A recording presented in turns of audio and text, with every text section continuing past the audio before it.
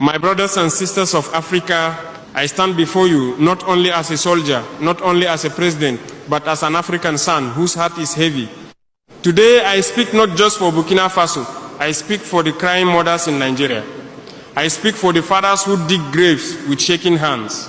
I speak for the children who sleep to the sound of gunfire instead of lullabies. A few weeks ago, I could not sleep. The night was quiet in Ouagadougou, but my heart was not. Reports came in again. Villages attacked, families slaughtered, young girls kidnapped, farmers chased from their lands by bandits and terrorists. Nigerian blood was flowing like rain on dry soil. I asked myself, how long will Africa watch her children born? I picked up the phone. I called my brother, President Bola Tinubu. When he answered, I spoke plainly. I did not speak as a man seeking attention. I spoke as a Pan-Africanist. Mr. President, I said, our people are dying. Terrorists are turning villages into graveyard. Bandits are ruling forests like kings. Nigeria is bleeding. What are we doing? There was silence on the line. Then he replied calmly, almost casually, it is under control. Under control?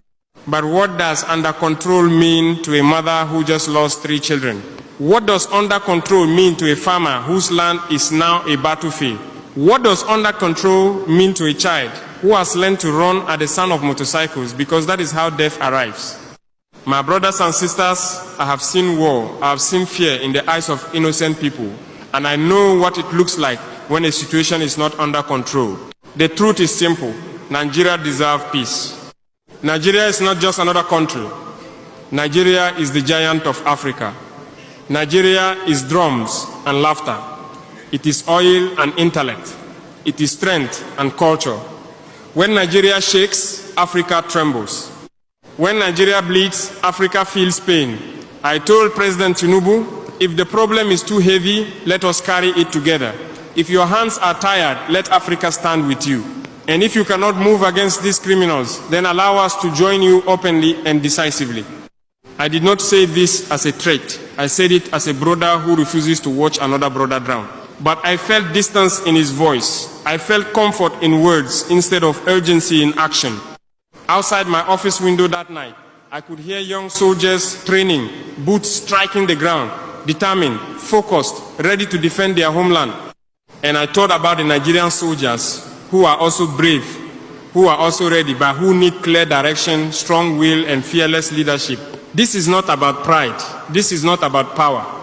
This is about a little girl in northern Nigeria who wakes up screaming because she saw men with guns take her father away.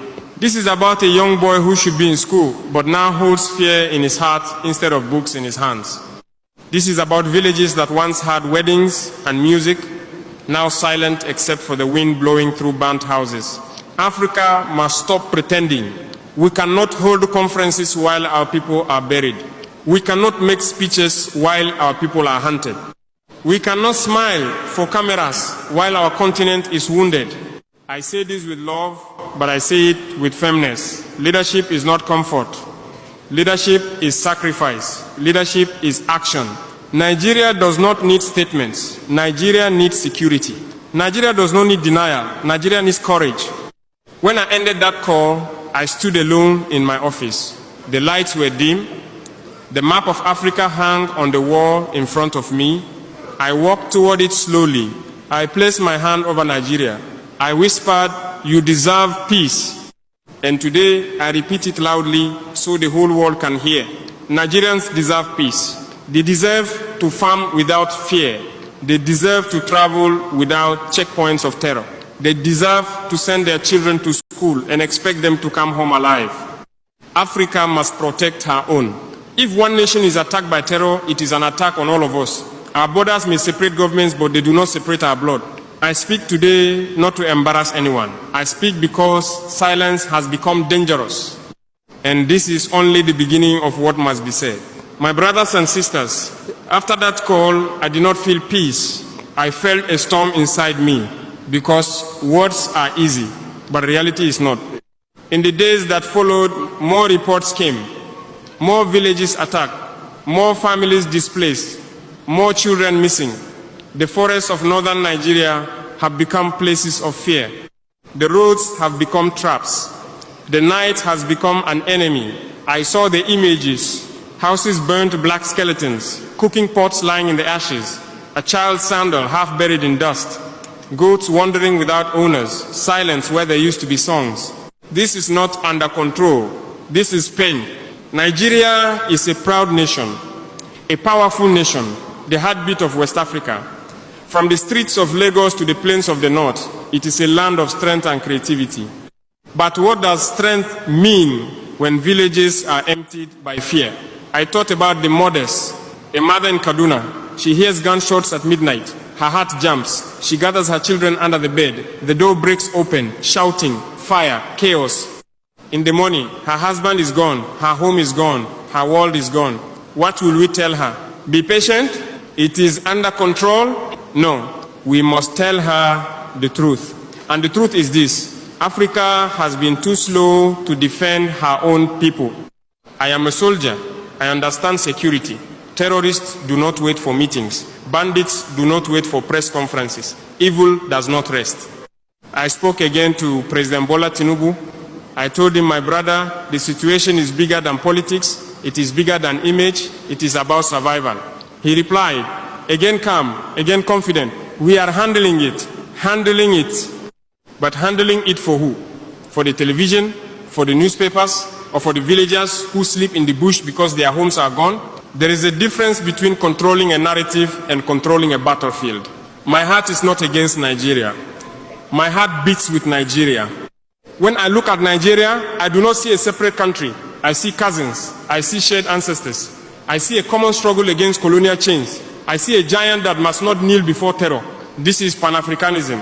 Pan-Africanism is not just flags and speeches. It is not just history books and conferences in big halls. It is standing together when blood is spilled. It is saying, your fight is my fight. When Burkina Faso faced terror, we did not deny it. We did not hide it. We stood up and said, yes, there is fire, and we will face it head on. The terrorists in the Sahel do not respect borders. They move from one country to another like shadows. They hide in forests. They use fear as a weapon. They feed on weakness and confusion. If Nigeria is unstable, the entire region trembles. Do you think the bandits care about passports?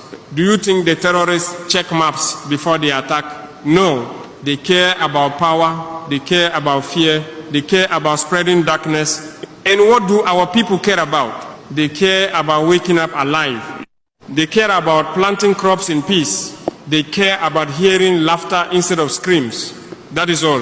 One evening, I gathered some of my closest advisors.